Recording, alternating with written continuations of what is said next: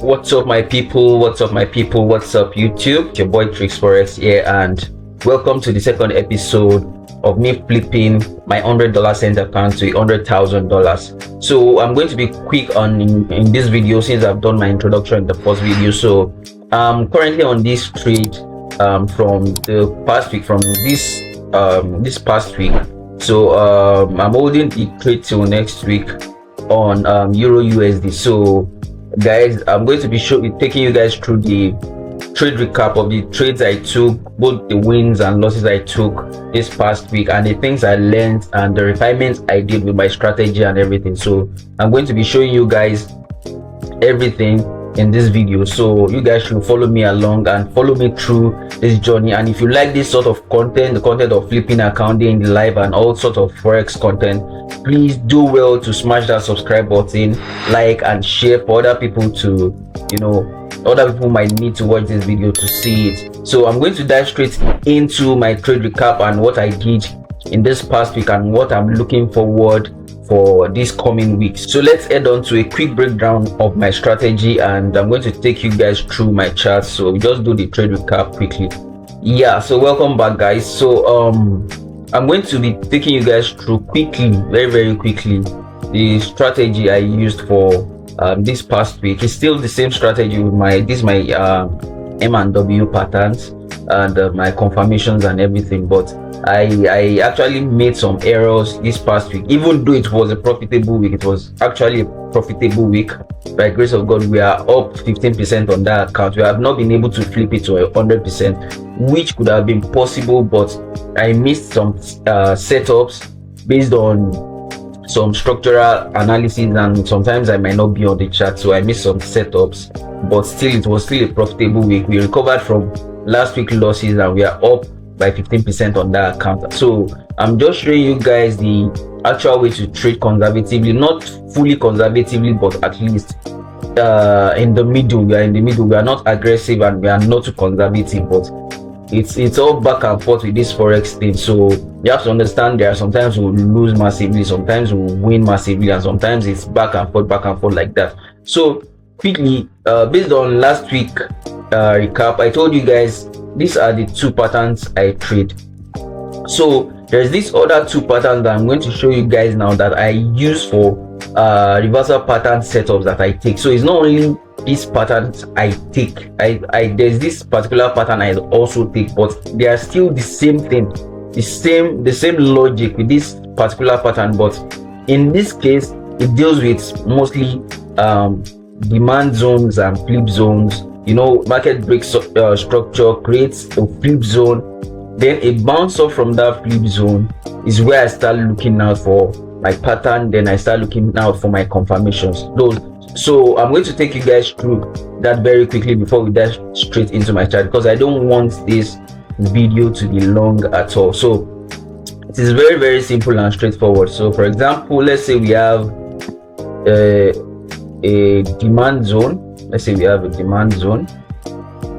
So we have a demand zone. Let me just use, okay.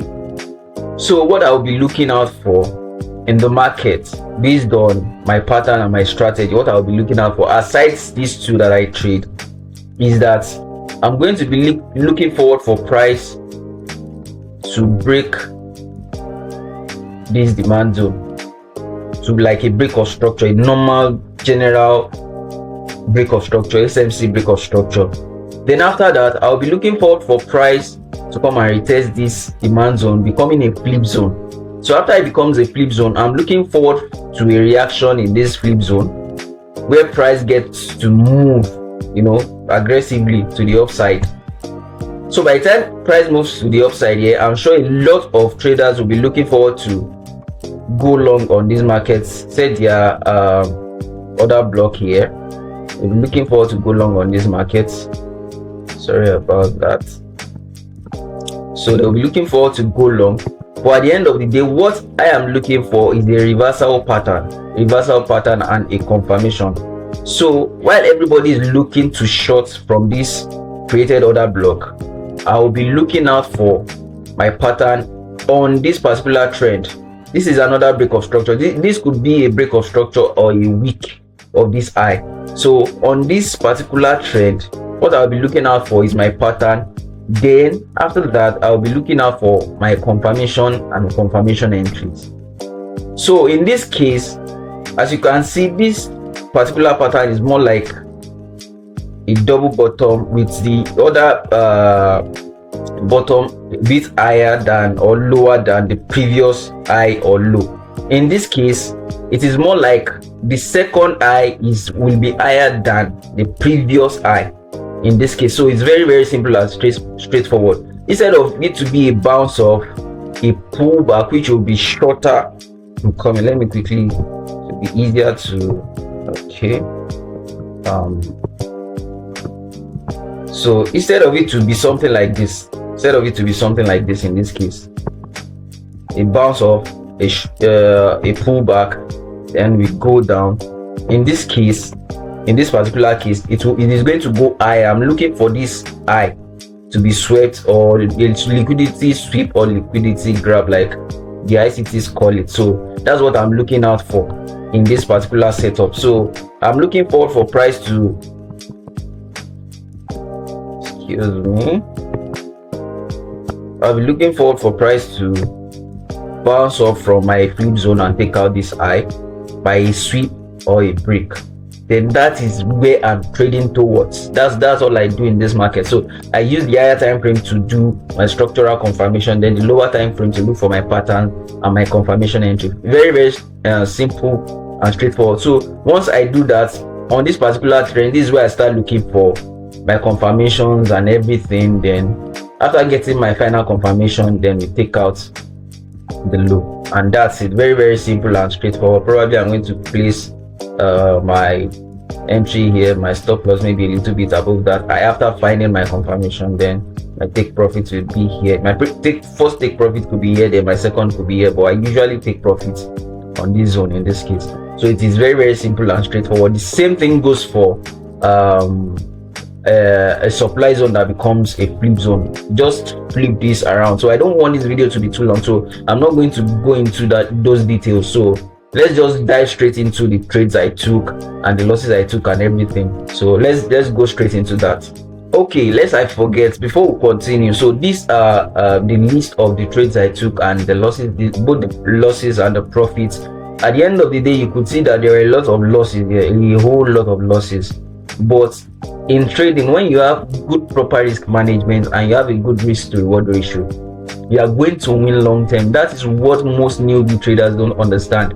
I lost a lot from this past week, but at the same time, just 2-3 wins got me to recover all my losses from the past week and this concluded past week.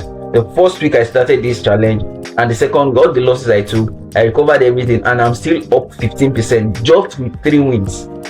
In fact, this particular break-even trade here would have been a win as well, but I didn't take partials, number one. Then I broke even too early. So I'm going to be posting every screenshot on the side of this video, so you're going to be seeing everything. So I had 4 losses on gold, 2 wins, 4 losses on Euro USD, recovered with a break even and 1 win. Then I had 2 losses on Nasdaq and 2 losses on USD JPY. But at the end of the day, we are still up. We are still in profit. So that's the power of having a good risk to reward and a good strategy. Then a good proper risk management. Have a trading plan, as I mentioned on the first video. So without further ado, let's just dive straight into my chart. I'll just take you through my trades, the trades I took and everything, and we end this video. We call it a wrap. So let's dive straight into that. Welcome back, guys. So from the gold perspective, this is Mexi USD, this is gold. These were the 2 wins, 2 winning trades I took on gold. So if you could remember previously in the last week video, I told you guys that I was going to be using a particular confirmation entry for my trades so that it will make it more high probability and it will reduce losses. But at the end of the day, that requirement was a total blunder. So all those 4 losses that you were seeing on gold that was showing previously on gold and Euro USD, it was because of the confirmation entry that messed up my trade in that last week. It would have just been just 2 straight wins, 1 break even and 1 win on Euro USD. it would have just been like that. But because of that confirmation, I was using candlestick confirmation but on the lower time frame, so that messed up my trading last week. So I stopped using that and immediately I stopped using that, everything changed that last week. So there was another trade I took on Euro USD, the one I told you I was holding. This particular trade, I'm holding this trade on Euro USD. So I wasn't using that confirmation entry on the lower time frame. I refined my entry on the higher time frame, then I just use my limit orders to be just for price to tap me in. So that's what I'm using now. So it changed everything. So all the losses I had on gold, those 2 losses and 1 win, it happened within this particular setup. So on this supply zone, I will be looking for a particular candlestick confirmation on the lower time frame. So what I discovered was using the candlestick confirmation on the lower time frame was there was more of takeouts. So like I will have to have like 3 different entries with 2 stop losses before price starts moving in my direction. So I stopped using that, but that was after I took these 2 trades. I had 2 losses again with that same confirmation entry on this particular setup before I had this win. So that was what affected my trading this past week. So I've changed that a little bit.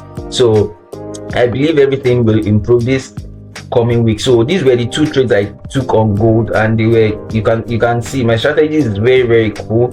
We have little to no drawdown most of the time when I have my trade, little to no drawdown to take profit. So those were the 2 wins. This one was a 1:,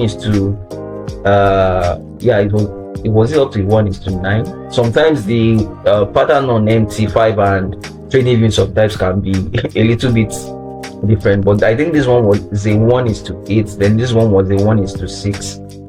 Okay, this one was a 1:7. So those were the 2 wins. So I had 2 losses previously with candlestick confirmation before I had this win. Same thing happened here. Then this was the next trade could have gotten into on gold this past week, but price didn't come back to any of my zone. I had my confirmation and everything, but price just started moving aggressively. So you could see the pattern. It was simple and straightforward. This 2 was based on, okay, yeah, this 2 was based on this one was based on the pattern I took last week, and this one was based on that reversal pattern, while this one also was based on the reversal pattern. You could see I had my H1 supply zone here. I need a bounce of that supply zone to take out this low, and after taking out that low, I start looking for all my confirmations on this particular trend. Then after that, I mark out my zone. So sometimes price could come to my zone. That's why I use confirmation entry. So sometimes price could come to my zone, take out that zone before it gives me that final confirmation. Then I now look for my entry. So that is what I have refined with my strategy. That's what I discover is happening on currency pairs. Though on synthetic indices, most times price will not go below this particular zone, but on currency I noticed price could go below before giving me my full confirmation. Then I look for my entry. But on gold I wasn't able to enter this trade, but this same particular pattern played out on gold. It played out on GBP USD, Euro USD, and Euro USD JPY. USD JPY was a sell, but I have not been tapped in yet. But I left my order for last week Friday. I left the order until probably price will tap me in, then gap, or price will gap and tap me in and start moving in my direction, or the 2 setups might fail. But I'm still holding that setup on Euro USD for next week to see what is going to happen. But now you might be wondering, why am I holding the trade till next week? The reason is, most times my setup is usually to take out a particular high or a particular low, like 80 to 90% of the time. So that's why I'm holding. I'm looking forward for price to take out this particular high here. So that's what I'm looking out for. That's why I'm holding that particular trade on Euro USD. So on GBP USD, I was tapped in, but price did something very annoying. You could see it was the same particular setup, the same particular pattern. Price went to my supply zone my demand zone that became a supply zone. That's a flip zone. Then it bounced off, took out this low. Then I start looking for my structures here. Then look, you could see on GBP USD, price tapped into my zone, but didn't go below it. Now in this case, why I couldn't enter for Euro US GBP USD, because I would have gotten a buy around here. I would have been on this buy here. Then my stop loss around this place. Then coming. Then my take profit up here. I'm so sorry guys, this video is getting too long for my liking, but I just have to do this. You guys should just bear with me and follow me through along this journey. So this was supposed to be a 1:8.5 risk to reward ratio. So I was supposed to be on this trade actually, but what price did was, instead of tapping into my